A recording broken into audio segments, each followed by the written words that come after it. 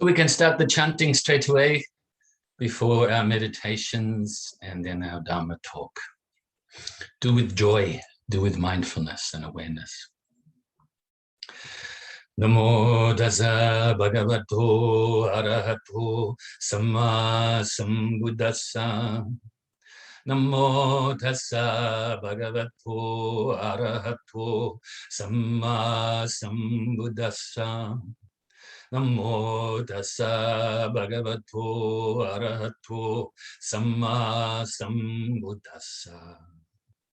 Buddham saranam gacchami, Dhammam saranam gacchami, Sangham saranam gacchami, Dutiyampi Buddham saranam gacchami, Dutiyampi Dhammam saranam gacchami, Dutiyampi Sangham saranam gacchami, Dutiyampi Buddham saranam gacchami, Dutiyampi Dhammam saranam gacchami, Dutiyampi Sangham saranam gacchami. Namo Buddhaya, Namo Dharmaya, Namo Sanghaya. Namo Buddhaya, Namo Dharmaya, Namo Sanghaya. Namo Buddhaya, Namo Dharmaya, Namo Sanghaya. I take refuge until I am enlightened in the Buddha, the Dharma, and the Sangha. Through the positive potential I create by practicing the 6 paramitas, may I soon attain enlightenment in order to benefit all sentient beings.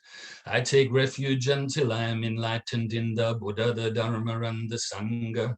Through the positive potential I create by practicing the 6 paramitas, may I soon attain enlightenment in order to benefit all sentient beings. I take refuge until I am enlightened in the Buddha, the Dharma, and the Sangha. Through the positive potential I create by practicing the 6 paramitas, may I soon attain enlightenment in order to benefit all sentient beings. May all sentient beings have happiness and its causes. May they be free from suffering and its causes. May they never be parted from the happiness beyond suffering. May they abide in equanimity, free of bias, attachment to the near, and aversion from the far. I shall cause this. Great compassionate Buddha, please inspire me to be able to do so. Reverently, I prostrate with my body, speech, and mind, and present clouds of every types of offerings, actual and mentally transformed. I confess all of my negative actions accumulated since beginningless time, and rejoice in all the virtues of all holy and ordinary beings. Please remain until cyclic existence ends, and turn the wheel of Dharma for all sentient beings. I dedicate the virtues of myself and others to the great enlightenment. However innumerable all sentient beings are, about to save them all. However inexhaustible my delusions are, about to extinguish them all. However immeasurable the Dharma teachings are, about to master them all. However endless the Buddha's way is, about to follow it completely. Om Mani Padme Hum. Om Mani Padme Hum. Om Mani Padme Hum. Tayatam Gati Gati Paragati Parasamgati Buddhi Soha. Tayatam Gati Gati Paragati Parasamgati Buddhi Soha. Tayatam Gati Gati Paragati Parasamgati Buddhi Soha. So now you can get yourself in the most comfortable position for the meditation. Even though this meditation session is very brief, it's still very helpful. And this is why I wanted to implement it, not just give a Dharma talk during these short sessions, but actually give some practice, some chanting practice to absorb the mind with the Dharma, with the teachings. and then to put the Dharma practice, or into practice, I should say, through the meditation. Initially relaxing the body, because us human beings, we are habitual creatures. So quite often we get some tension in the body, and then it becomes more of a chronic tension, becomes a habit. So the more that you are able to release the tension in the body, the more you let go of that habit, the more you undo it, and the more you create the habit of having a tense, free body as much as possible. And it's the same with the breath meditation, or samatha, calm abiding meditation. We get to have more of a concentrated mind. So we therefore give up the habits, or relinquish the habit of having a distracted mind, a worried mind, and even a dull mind. And also when we finish that short session, we do the loving kindness meditation. And loving kindness is the antidote for hatred and anger. And also, as we engage in this loving kindness meditation, we get to be more kind to ourselves, and therefore kind to others. And at the same time, realize the interdependency of ourselves and others in all things, and therefore get closer to understanding the emptiness of self. Okay, so there's a method to the madness, you could say. Even though they're short sessions, I wanted to implement that so we actually get the opportunity to practice and not just have the Dharma talk, even though that means the Dharma talk, is 25 minutes or something rather than 40 minutes. I think it's helpful to do this. Okay, so the more you do it, as long as you don't always just do the short sessions, so let's say, for instance, we do the breath meditation, maybe 6-7 minutes, then actually don't just do that. Do for at least 20 minutes, or whatever length of time you're comfortable with. And then when you get really much better at it, it becomes more natural, then increase the time. And in fact, I remind you of an old Zen or Chan saying that if you think you have no time to practice 20 minutes meditation, do an hour. So maybe that's a bit of humor, but also I think very poignant and a good reminder that if we think we are not going to practice, or we don't want to practice, or we keep putting it off, then actually this is a reminder to do it now, and do it for longer, try harder. And you'll see from the Dharma talk later, this is part of the Dharma talk. That's why I'm introducing it now. Okay, so today's Dharma talk, of course, we're speaking about the effort, or the practice of diligence, or perfection of diligence, the fourth paramita, fourth perfection. And we're on to the second aspect of that, which is engaging in the right actions, so diligence of the right actions, okay, to actually practice. So now, forget everything I just said, and don't worry about the future Dharma talk. And so bring your mind inside your body, and release whatever tension you can from your body, starting from the bottom of the body, the feet, all the way up to the shoulders, to the end of your fingers, and then back to the top of your head. So let's take a minute to do this, and then we will do the breath meditation. Don't try too hard now, okay? Don't try too little.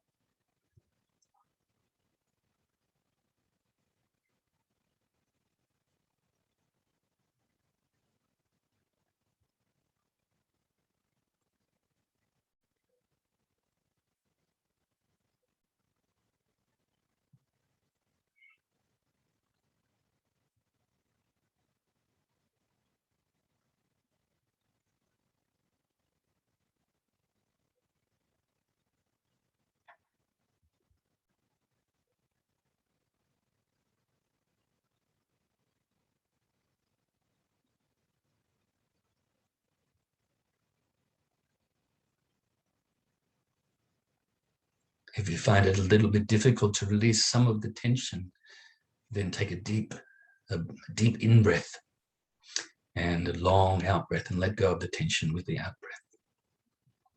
Or you can even manipulate the body a little bit, like stretching.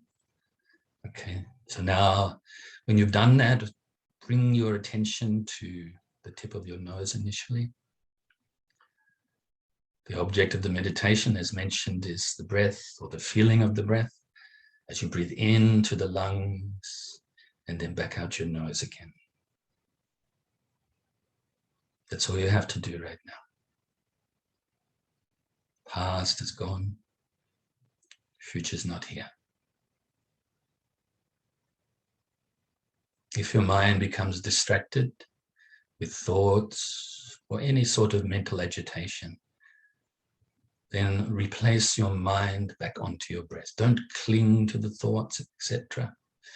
Don't grasp at them or even try to forcefully push them away or deny that they're there. Just let them go naturally by replacing the mind back on the breath. And if your mind starts to become sleepy or dull, then replace the mind back onto the breath more brightly.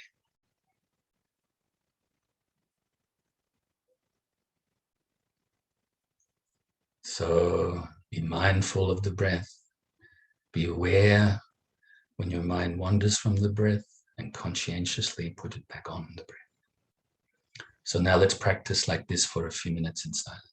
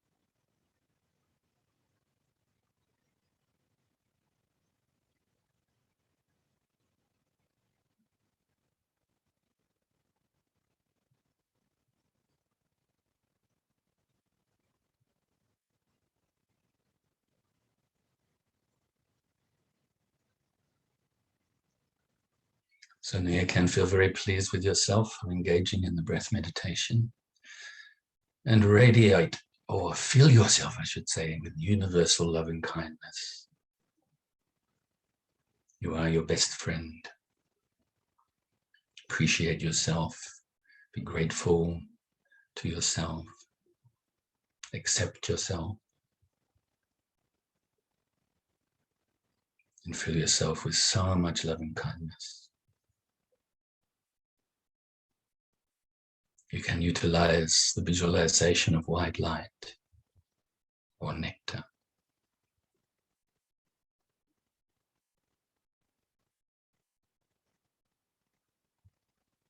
Now the loving kindness overflows outwards, radiates initially to your loved ones, your family, your friends. May they be happy, free from suffering, and be peaceful.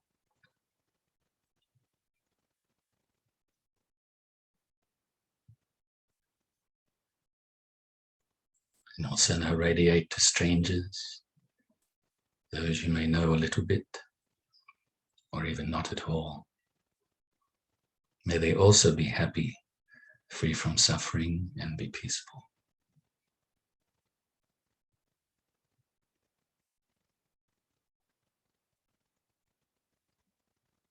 Now also include those that you may find difficult, even regard as enemies.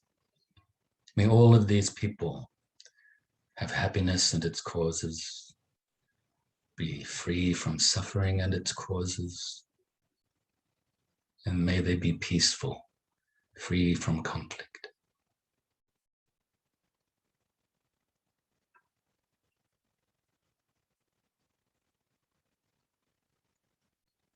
Now gradually radiate out further and further, initially now to include all of those living beings that live around your immediate area.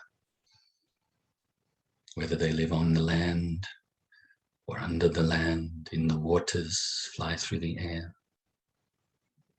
Living beings born from wombs and eggs and moisture and through transformation.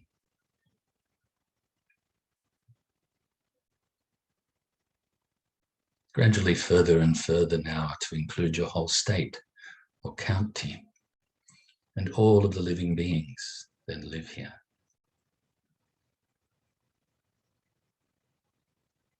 Whether they're born already or to be born.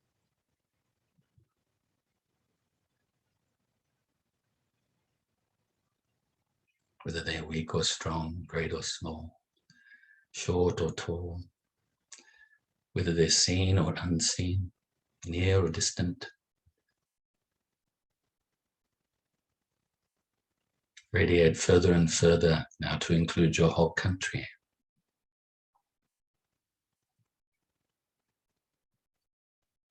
And other countries. Those near you and ones you have an affinity towards.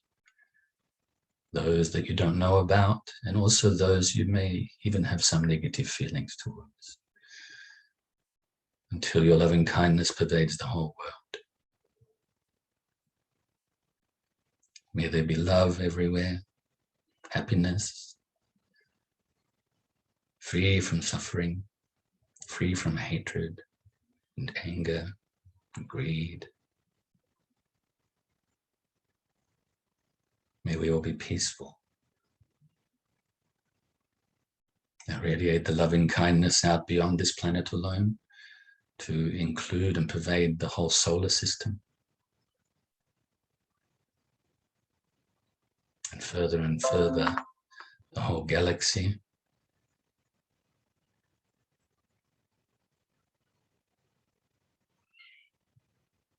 The whole universe, and throughout infinite space. And at the same time, be present here and now to recite the dedication prayer. Due to this merit, may I soon attain the enlightened state of the Buddha, so that I may be able to liberate all sentient beings from their suffering. May the precious bodhicitta, not yet born, arise and grow. May that born have no decline, but increase forevermore. And may the precious view of shunyata, not yet born, arise and grow. May that born have no decline, but increase forevermore.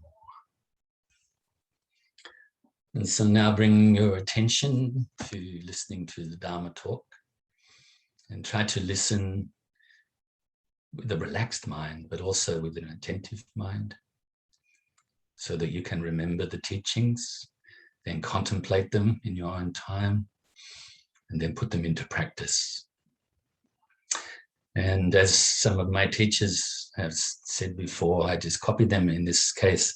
If you understand and you agree with the teachings, use it. They are free, no copyright. And then, but if you don't agree with the teachings, that's fine. You can either just let that go, or you can contact me, in Messenger or email or by phone, and to get some clarification. It's fine anytime. You are free to do so. And then, of course, if I'm wrong, which I hope I'm not wrong, then let me know. Okay, and then I can learn something. I can clarify any misunderstandings. Okay, so we're always open in the Dharma to have discussions about certain topics, certain points. Okay, so the big subject at the moment, and for the last couple of months, and again for probably the next month, is the 6 paramitas, or commentary on the 6 paramitas, transcendental perfections of generosity, morality, patience, effort, or you could say diligence, concentration, and wisdom. And we're up to the 4th one, as mentioned earlier, of effort or diligence, or enthusiastic perseverance is another way to put it. Last week we spoke about the diligence, or the armor-like diligence, protecting your mind diligence, protecting your mind from unwholesomeness and the like, and laziness and so forth.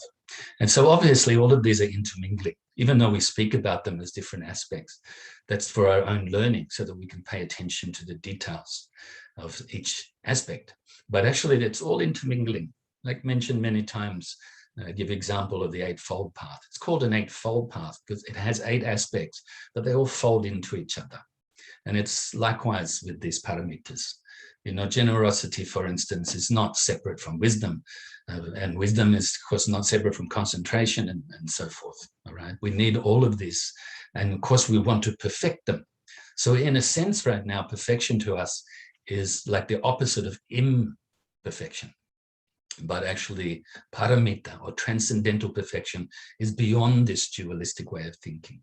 But we need, because we do think in a dualistic way, a conceptual way, we do need to practice like this at the moment. Okay, it's almost like we're undoing the imperfections, uncovering the Buddha nature, rather than developing and building the Buddha nature. We're actually unveiling it. So we're releasing ourselves from all of these mental afflictions, all of these things that cloud our mind. All right, so I've written myself some notes. So the diligence of right action initially is to generate the wholesomeness of body, speech, and mind.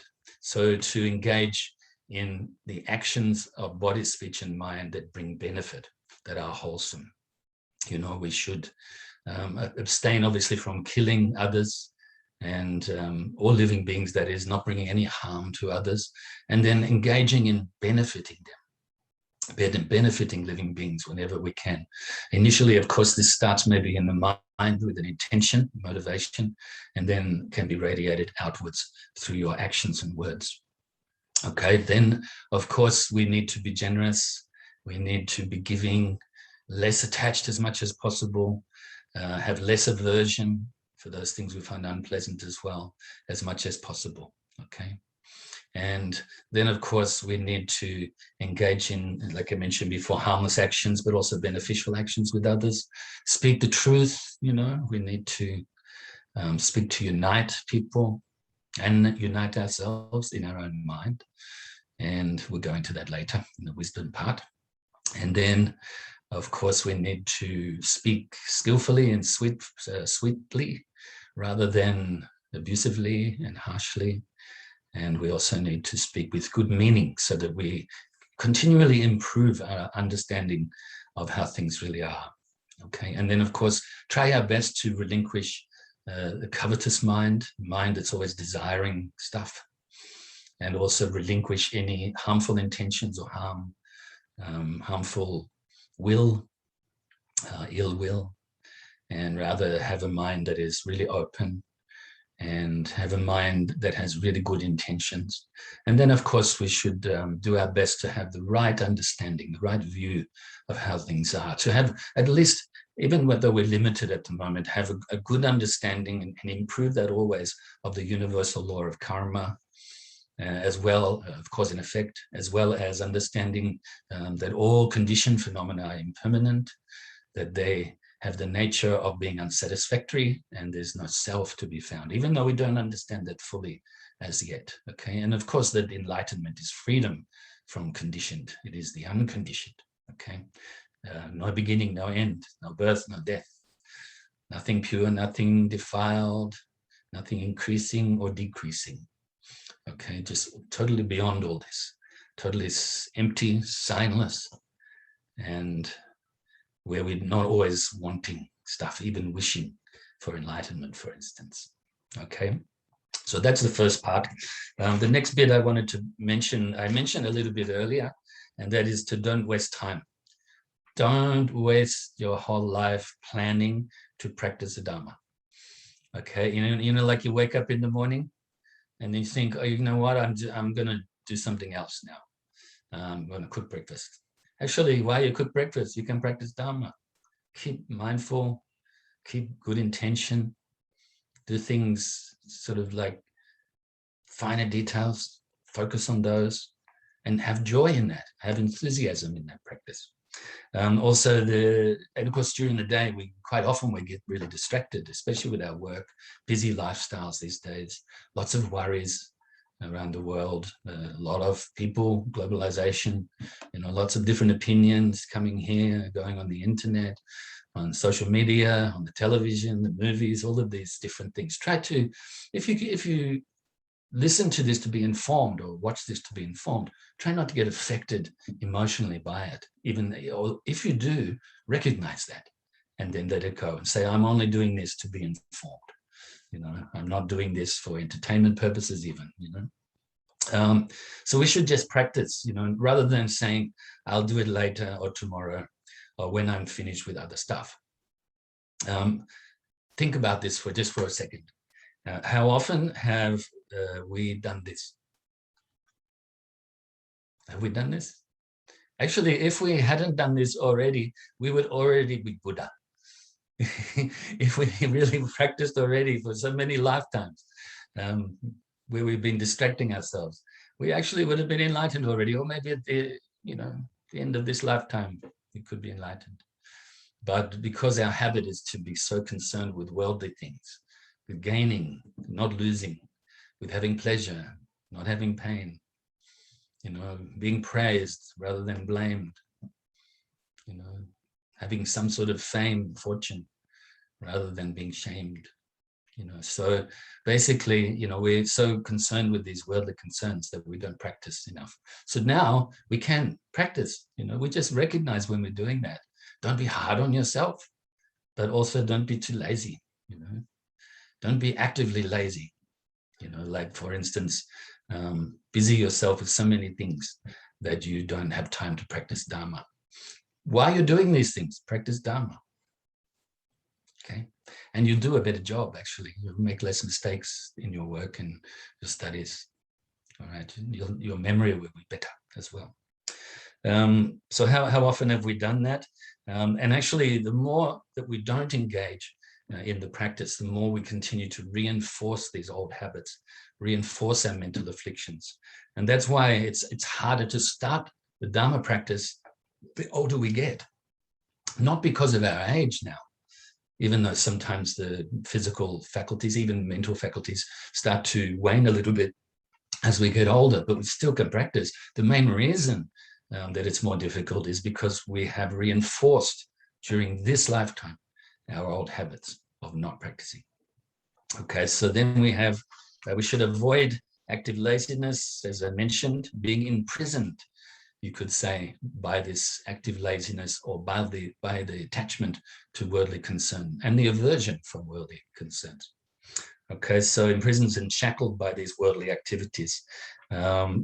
This really comes down to prioritizing better. We can do this. We know this in our studies. You know, all of us have gone to school or even university and things like that. Then we know that we had to prioritize so that we could do a good job and get good results. We know in our whatever work we do, or even in our hobbies, sports and the like, that we need to prioritize certain things. So now we can make more of an effort and implement better to prioritize the practice of the Dharma. You know, this is what this enthusiastic perseverance is so much about, is being able to obviously have the effort not to engage in unwholesomeness, have the effort to engage in wholesomeness, have the effort to benefit others, and engage in the practice of, as I mentioned often, on the cushion and off the cushion. Of course, on the cushion means study, sitting meditation, and the like. Off the cushion, benefiting others, you know, and also engaging in other activities outside, whether that's outside your home or not. Okay, so diligence in right action is the antidote for this type of laziness, this active laziness. So remember that the 6 paramitas, the first 5 of them relate to the relative bodhicitta, the altruistic intention, the great compassion, if you like. And of course, the 6th one, it relates, it's the perfection of wisdom, so it obviously relates to the ultimate bodhicitta. The ultimate bodhicitta is realized when the relative bodhicitta and the wisdom are inseparable and unified and perfected. Okay, and we need to have this diligence to be able to practice like this. Never relinquish this bodhicitta intention. You know, this, as I mentioned, I think it was last week, I spoke about different levels or different paths within the Dharma path. You can have the path of accumulation. Now, this is where we accumulate vast amounts of merit in doing good, creating good vibes, good karma, positive potential, you know, and really working to really developing this bodhicitta intention. The intention to attain enlightenment for the benefit of all living beings, without limit, and at the same time helping others to do likewise as much as we can. Then, of course, once we do this, we prepare the mind. The second level or second path then is preparing the mind to understand the nature of reality. And then, of course, when we get a glimpse of the nature of reality, this is the path of insight.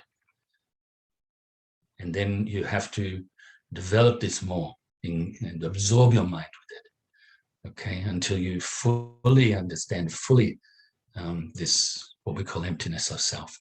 And then, of course, the 5th path is what we call the path of no more learning, which means Buddha already, okay? So you have unveiled your own Buddha nature. What else can I say here? How long? 5 minutes. Okay, so turn away from the worldly stuff and take action to practice now, okay? I think a word that we can also remember in the Dharma practice so we don't get disheartened. Remember last week we spoke a lot about not being disheartened, discouraged in the practice, even if it's difficult sometimes for us. So I think the word yet is really important. Maybe we don't understand this yet, which means that we can understand. Okay, with our true potential, if we realize that true potential, we understand everything. So never be discouraged, disheartened on the path. You know, take action now to practice, you know, in the right direction. So we can reduce our self-centeredness and self-cherishing, and at the same time, we can serve others more. Okay, so remember that I mentioned last week, I think, or the week before, about putting others above yourself. Actually, and I mentioned that this isn't about putting yourself down. It's what it is retraining your mind away from self-cherishing and self-centeredness, and utilizing the compassion, you know, even the thought, even just the intention right now, the aspiration to put others above yourself. give to others more than you give to yourself even. What this does is it balances it out. Some people in the past have questioned me and said, well, but I'm like putting myself down there. No, you're not. Already you put yourself up. So let's now lower ourselves, humble ourselves more, with humility. With humility, our mind can be more stable. With more stability, our mind can be more flexible. And we can practice more and more in the right way. The last little bit, don't procrastinate. So right action now. So procrastination is an interesting one.